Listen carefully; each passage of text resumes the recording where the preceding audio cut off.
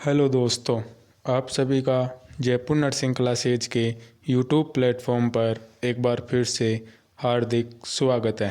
जैसा कि आप सभी को पता है कि RUHS ने अपना एक टाइम शेड्यूल जारी किया है और उस टाइम शेड्यूल के अकॉर्डिंग आपकी जो एग्ज़ामिनेशंस है वो अप्रैल मंथ में होना बताई जा रही है।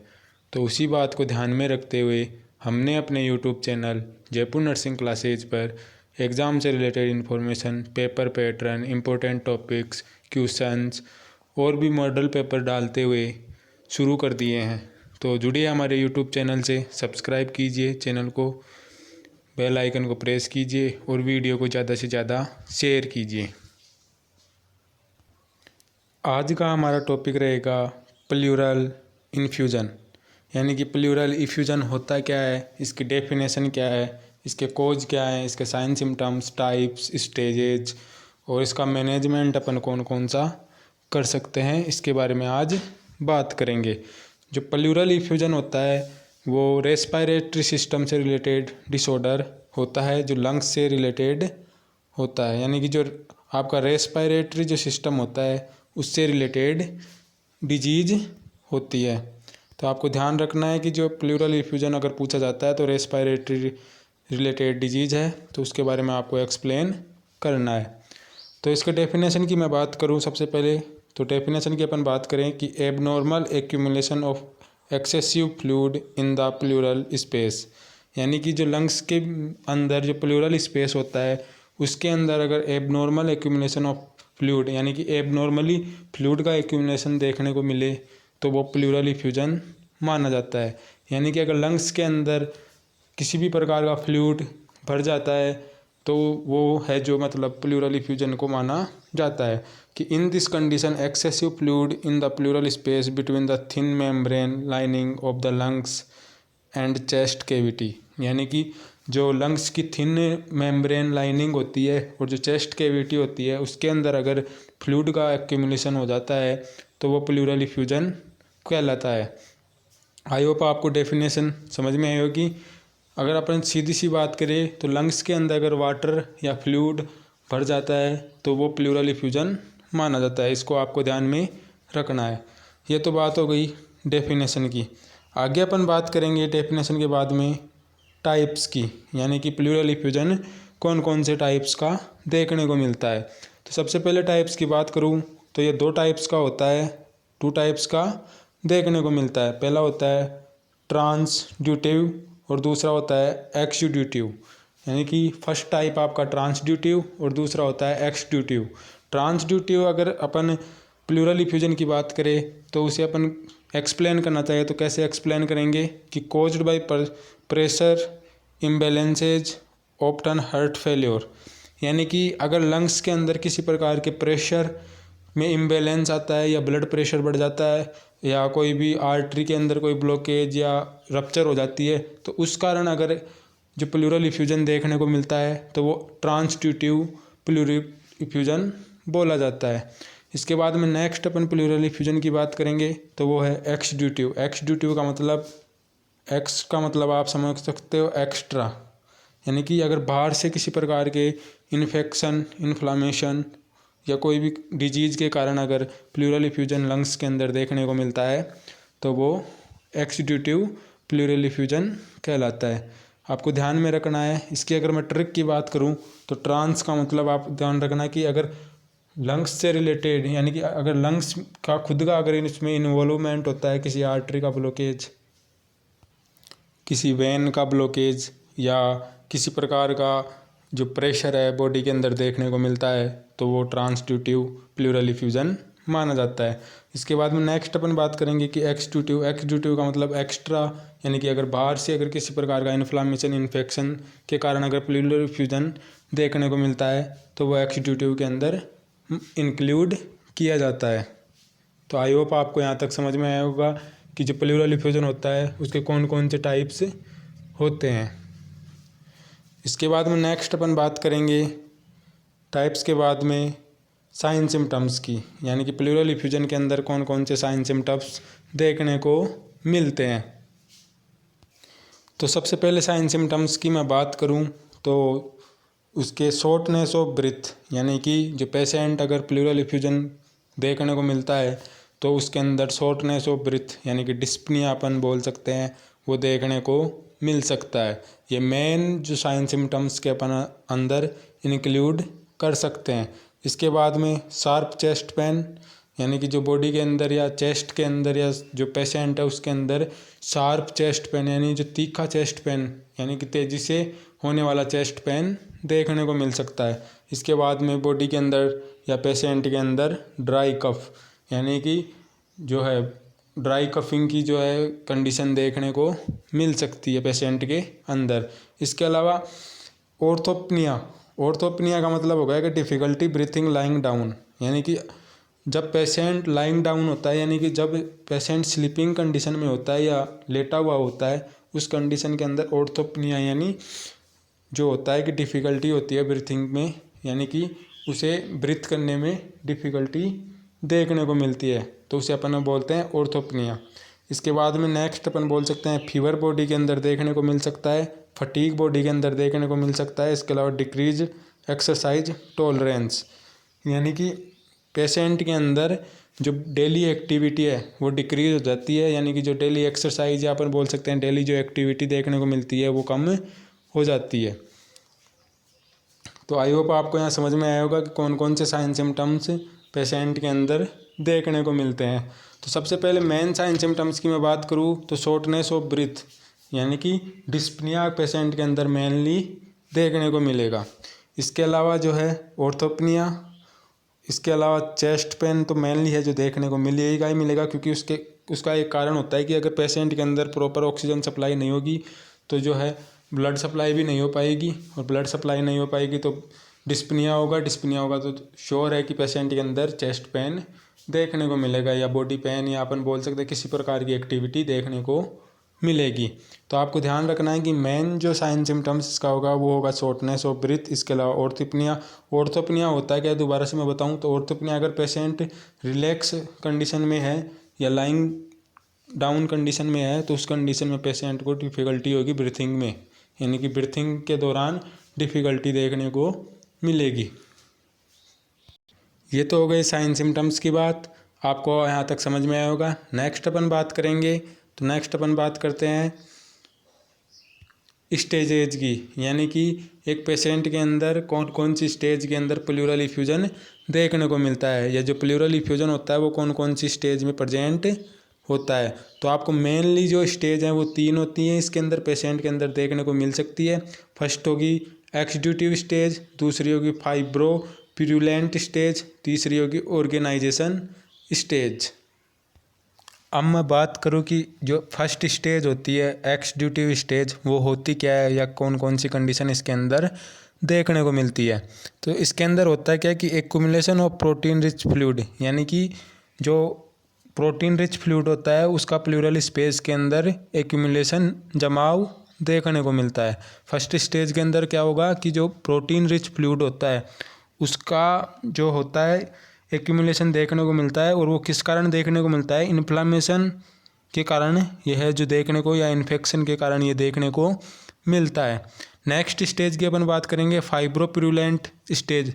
तो इस स्टेज के अंदर होता क्या है, तो उसकी मैं बात करूं तो इस स्टेज के अंदर होता क्या है कि इसका जो ड्यूरेशन होता है वो 5 से 10 दिन यानी 5 से 10 डेज के बीच में होता है, और ये निमोनिया यानी इन्फेक्शन या इन्फ्लामेशन के बाद में होने वाली स्टेज होती है। क्योंकि फर्स्ट स्टेज के अंदर आपने पढ़ा कि इन्फ्लामेशन या इन्फेक्शन के कारण जो फ्लूइड होता है उसका एक्यूमुलेशन देखने को मिलता है, और दूसरी जो स्टेज होती है ये 5 से 10 दिन के बीच में होती है। इसके अंदर होता है क्या है कि जो बैक्टीरियल इन्वेजन हो जाता है, यानी जो बैक्टीरिया होता है वो बॉडी के अंदर प्रेजेंट पाया जाता है, मतलब प्रेजेंट होता है। और जो थर्ड स्टेज होती है ऑर्गेनाइजेशन स्टेज, इस स्टेज के अंदर होता है क्या है, तो जो ऑर्गेनाइजेशन स्टेज होती है वो लास्ट स्टेज होती है, जो किस कारण से कर होती है, अगर अपन जो इन्फेक्शन या इन्फ्लामेशन होता है अगर उसको ट्रीट आउट नहीं करेंगे तो अगर वो रेगुलर बना रहेगा तो ये लास्ट स्टेज होती है, जो होती क्या है कि कॉम्प्लेक्स होती है, यानी कि फाइनल स्टेज होती है। और इसके अंदर जो है ये है जो है 2 से 3 वीक यानी कि 2 से 3 वीक के अंदर पाई जाती है, मतलब 2 से 3 वीक तक लगातार प्रेजेंट होती है, क्योंकि ये जो है क्रोनिक कंडीशन बन जाती है, क्योंकि अपन ने जो इन्फेक्शन या इन्फ्लामेशन होता है उसको ट्रीट आउट नहीं किया है। तो आई होप आपको यहाँ तक समझ में आया होगा कि कौन कौन सी स्टेज के अंदर है जो प्लूरल इफ्यूजन देखने को मिलता है। तो 3 स्टेज होती है, पहली होती है एक्सड्यूटिव, दूसरी होती है फाइब्रोपुरुलेंट, तीसरी होती है ऑर्गेनाइजेशन स्टेज। फर्स्ट स्टेज के अंदर जो इन्फेक्शन इन्फ्लामेशन या बोल सकते हैं वो देखने को मिलता है, क्योंकि क्यों देखने को मिलता है, क्योंकि इसके अंदर जो होता है वो जो प्लूरल फ्लूइड होता है वो प्लूरल फ्लूइड एक्यूमुलेट हो जाता है। जो सेकंड स्टेज होता है उसके अंदर बैक्टीरियल इन्फेक्शन या इन्फ्लामेशन देखने को मिलता है। और जो फाइनल स्टेज अपन बोलते हैं या ऑर्गेनाइजेशन जो स्टेज होती है वो क्रोनिक कंडीशन हो जाती है, क्योंकि इसके कारण इसका जो मेन कारण होता है जो अपन ने इन्फेक्शन या इन्फ्लामेशन होता है उसका ट्रीट आउट नहीं किया है, तो इसके अंदर होता है क्या कि अनट्रीटेबल कंडीशन हो जाती है, यानी कि इसको ट्रीट आउट जल्दी से नहीं किया जा सकता। तो ये तो बात हो गई स्टेजेज की, यानी कि कौन कौन से स्टेजेज प्लूरल इफ्यूजन के अंदर देखने को मिलते हैं। इसके बाद में नेक्स्ट अपन बात करेंगे, तो नेक्स्ट अपन बात करते हैं कोजेज की, यानी कि कौन कौन से कोज होते हैं जिनके कारण प्लूरल इफ्यूजन देखने को मिलता है। तो सबसे पहले कोज की मैं बात करूँ तो वो है कंजस्टिव हार्ट फेल्योर, यानी कि CHF।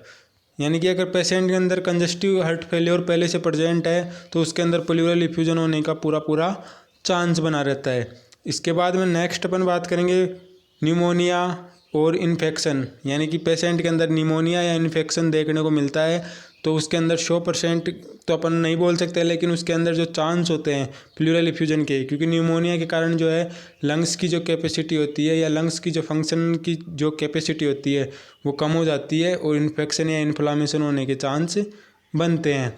इसके बाद में नेक्स्ट अपन बात करेंगे कैंसर। अब कैंसर आपको पता है कि 2 टाइप से होता है, तो अगर कैंसर मेलिग्नेंट हो जाता है यानी कि क्रोनिक कंडीशन में आ जाता है तो उस कारण भी है जो मतलब प्लूरल इफ्यूजन देखने को मिल सकता है। इसके बाद में पल्मोनरी एम्बोलिज्म, यानी कि किसी प्रकार की पल्मोनरी एम्बोलिज्म, यानी कि कोई थ्रोम्बस या अपन बोल सकते हैं प्लेक फॉर्मेशन हो जाता है पल्मोनरी के अंदर, तो उसके कारण पल्मोनरी एम्बोलिज्म होगा। और पल्मोनरी एम्बोलिज्म होगा तो उसके कारण क्या होता है कि जो फ्लूइड होता है वो बाहर की तरफ या जो फ्लूइड का जो ट्रांसफॉर्मेशन होता है वो प्रॉपर नहीं हो पाता, जिसके कारण फ्लूइड एक्यूमुलेशन देखने को मिल सकता है और जो मतलब प्लूरल इफ्यूजन होता है वो बन सकता है। इसके बाद में लीवर और किडनी डिजीज, यानी पेशेंट के अंदर किसी प्रकार की लीवर और किडनी डिजीज प्रेजेंट होती है तो उसके कारण भी जो है प्लूरल इफ्यूजन देखने को मिल सकता है।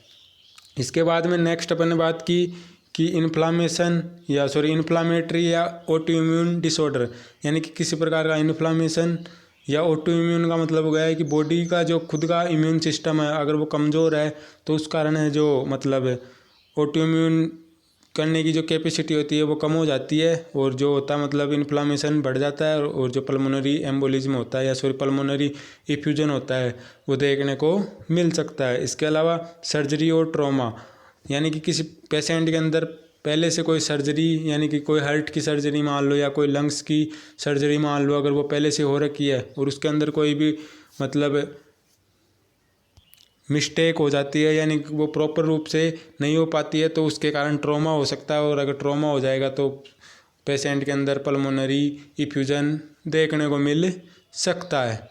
नेक्स्ट अपन बात करेंगे कोजेज के बाद में डायग्नोस्टिक इवाल्वेशन की, यानी कि पेशेंट के अंदर कौन कौन से डायग्नोस्टिक इवाल्वेशन देखने को मिल सकते हैं या जो प्लूरल इफ्यूजन होता है उसका कन्फर्मेटिव टेस्ट कौन कौन से कर सकते हैं। तो सबसे पहले बात करेंगे क्लिनिकल असिसमेंट, यानी कि पेशेंट के अंदर क्लिनिकल असिसमेंट अपन करेंगे। अब क्लिनिकल असिसमेंट के अंदर क्या करेंगे कि पेशेंट अगर बता रहा है या मतलब पेशेंट को पूछेंगे कि अगर चेस्ट पेन हो रहा है कि क्या कंडीशन है, कैसा आपको फील हो रहा है, तो उसके बारे में अपन यानी कि जो नॉर्मल असिसमेंट होता है वो करेंगे।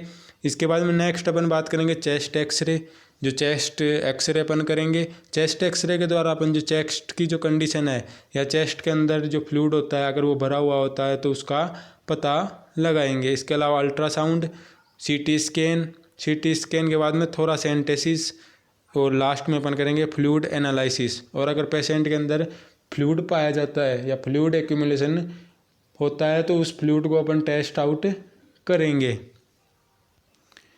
अब जो डायग्नोस्टिक इवाल्वेशन होता है उसके अंदर आपको एक टर्म देखने को मिलती है थोरासेंटेसिस।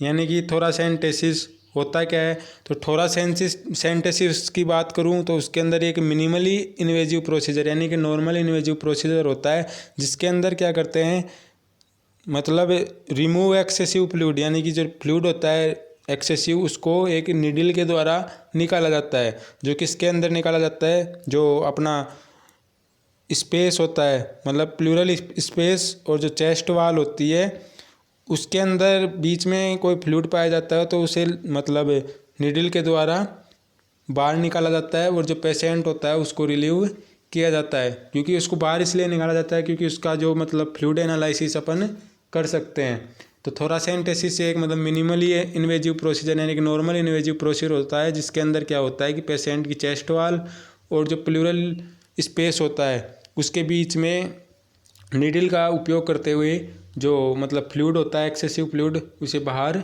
निकाला जाता है। तो इसका यूज अपन जो मतलब फ्लूइड एनालिसिस के लिए कर सकते हैं।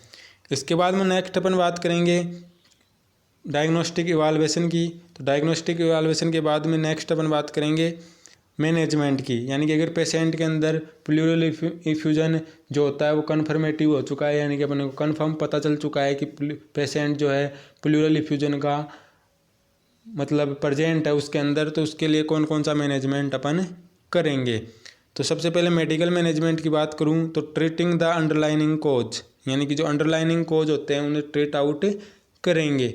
यानी कि कौन कौन से मतलब जो कोज होते हैं, जैसे अपन बोल सकते हैं कि पेशेंट अगर स्मोकिंग कर रहा है या उसके अंदर जो फ्लूइड का कौन से कारण से फ्लूइड है जो भर रहा है चेस्ट कैविटी के अंदर, तो उसे अपन ट्रीट आउट करेंगे अगर नॉर्मल कंडीशन है तो। उसके बाद में एंटीबायोटिक्स फॉर इन्फेक्शन, यानी कि उसे एंटीबायोटिक्स प्रोवाइड करवाएंगे, क्योंकि अगर पेशेंट को आपको पता है कि इन्फेक्शन या इन्फ्लामेशन के कारण भी है जो चेस्ट कैविटी के अंदर फ्लूइड एक्यूमुलेशन हो सकता है, तो उसे इन्फेक्शन या इन्फ्लामेशन से बचाने के लिए जो है एंटीबायोटिक्स का यूज करेंगे। इसके बाद में नेक्स्ट अपन बात करेंगे draining fluid to relieve symptoms, यानी कि जो फ्लूइड होता है उसे ड्रेनिंग आउट करेंगे, यानी बाहर की तरफ निकाल देंगे अगर एक्सेसिव फ्लूइड प्रेजेंट होता है। अब आपको पता है कि जो थोरासेंटेसिस होती है उसका यूज अपन यहाँ पे करेंगे फ्लूइड को बाहर निकालने के लिए, यानी कि जो एक्सेसिव फ्लूइड होता है उसे बाहर निकालने के लिए। तो आपको ध्यान रखना है कि इस कंडीशन में अपन थोरासेंटेसिस का उपयोग करेंगे। इसके बाद में नेक्स्ट अपन बात करेंगे एंटी इन्फ्लामेटरी ड्रग्स। अब वही बात है कि इन्फ्लामेशन या इन्फेक्शन होता है या कोई भी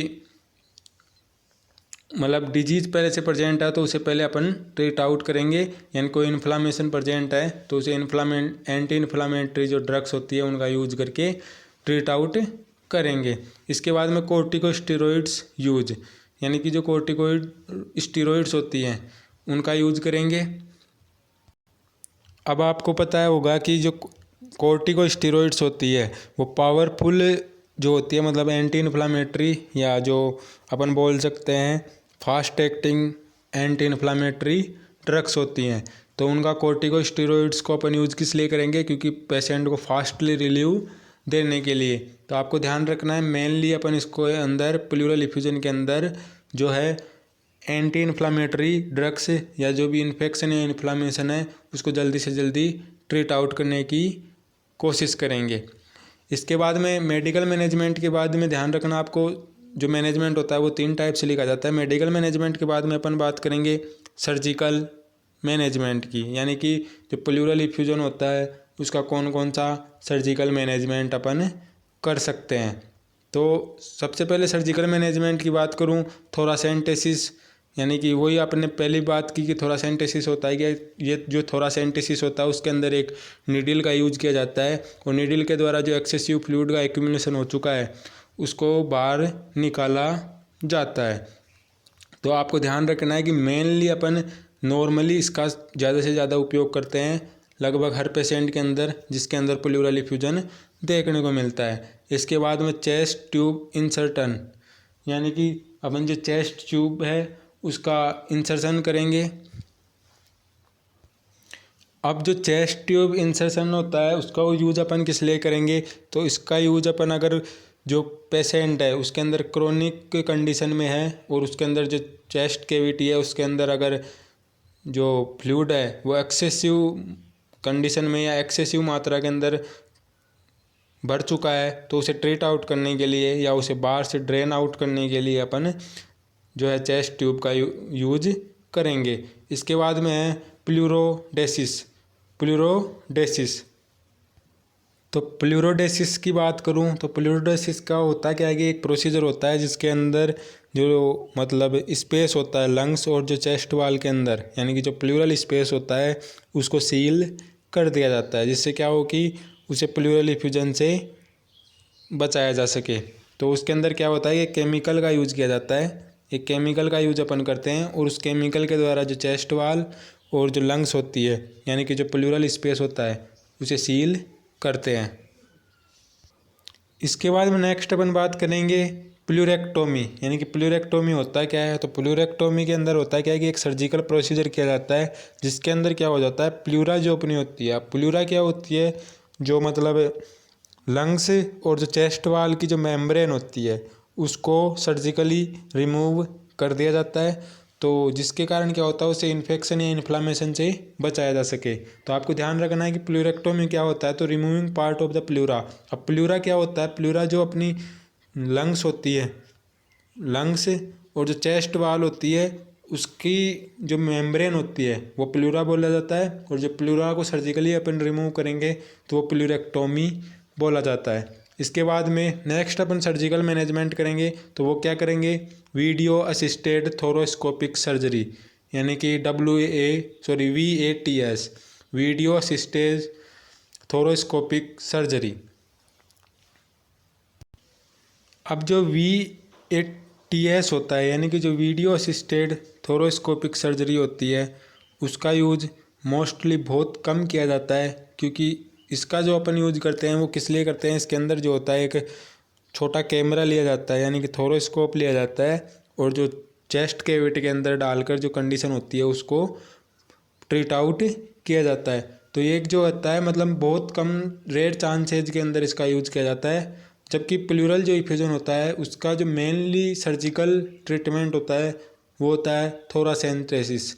अब जो थोरासेंटेसिस आपको पता है कि जो एक निडल का यूज किया जाता है और जो एक्सेसिव फ्लूइड होता है उसको बाहर की तरफ निकाला जाता है। इसमें आपको ध्यान रखना है USG का यूज अपन करते हैं, यानी कि USG की हेल्प इसके अंदर की जाती है। USG का यूज करते हुए चेस्ट कैविटी का जो है एक्सरे लिया जाता है और एक्सरे के द्वारा जो है मतलब एक नीडल जो उसके द्वारा डाली जाती है और जो एक्सेसिव फ्लूइड होता है उसको बाहर निकाला जाता है और पेशेंट को रिलीफ मिलता है।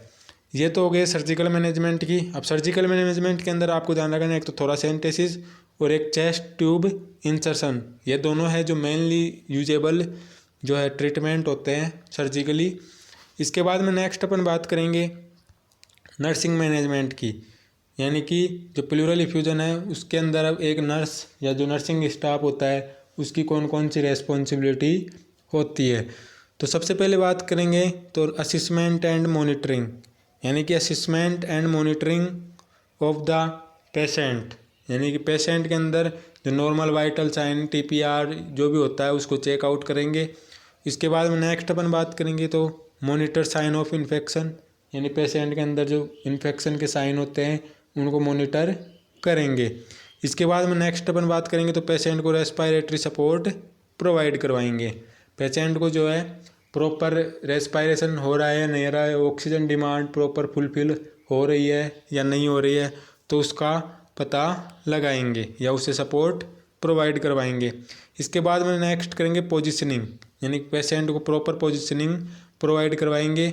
अब पोजिशनिंग कौन कौन सी हो सकती है इसके अंदर, तो वो पेशेंट की जो कंडीशन होती है उसके अकॉर्डिंग पेशेंट को दी जाती है, लेकिन मेनली इसके अंदर एक तो सुपाइन, इसके अलावा बोल सकते हैं ओब्लिक सेमी सुपाइन, यानी कि आपको ध्यान रखना है सुपाइन और सेमी सुपाइन जो पोजीशन होती है उसका यूज किया जाता है, और जो पोजीशन का यूज होता है वो मेनली जो डायग्नोसिस किया जाता है उस कंडीशन में करते हैं। तो आपको ध्यान रखना है कि पेशेंट को जो प्रॉपर पोजीशनिंग प्रोवाइड करवानी है।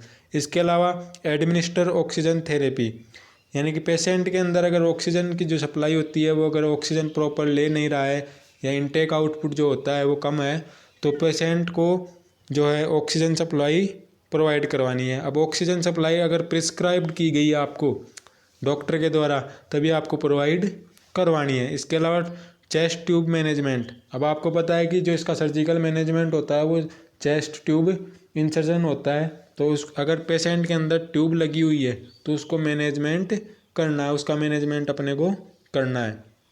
इसके बाद में पेन एंड कंफर्ट मैनेजमेंट, यानी कि पेशेंट को है जो पेन से रिलीफ करवाना है और जो कंफर्टेबल पोजीशन है या कंफर्ट जो है प्रोवाइड करवाना है। इसके बाद में लास्ट में अपन क्या करेंगे, पेशेंट को एजुकेटेड करेंगे कि कौन कौन सी चीज़ों को अवॉइड करना है, कौन सी चीज़ों को यूज करना है, कैसे आपको जल्दी से जल्दी रिलीफ मिल जाएगा। तो आई होप आपको यहाँ तक समझ में आया होगा कि प्लूरल इफ्यूजन होता है क्या है। तो प्लूरल इफ्यूजन को आपको सीधा सा याद रखना है कि अगर चेस्ट कैविटी के अंदर फ्लूइड का एक्यूमुलेशन या वाटर या फ्लूइड किसी भी प्रकार का एक्यूमुलेशन हो जाता है तो प्लूरल इफ्यूजन बोला जाता है। इसके बाद में ये 3 स्टेज में होता है। अब इसके बाद में अपने बात की इसके कौन कौन से कोज होते हैं, साइन सिम्टम्स होते हैं। इसके बाद में अपने इसका मैनेजमेंट कर लिया। तो आई होप आपको यहाँ तक समझ में आया होगा। मिलते हैं नेक्स्ट वीडियो में, तब तक के लिए चैनल को सब्सक्राइब कीजिए, बेल आइकन को प्रेस कीजिए और वीडियो को ज़्यादा से ज़्यादा शेयर कीजिए। Thank you.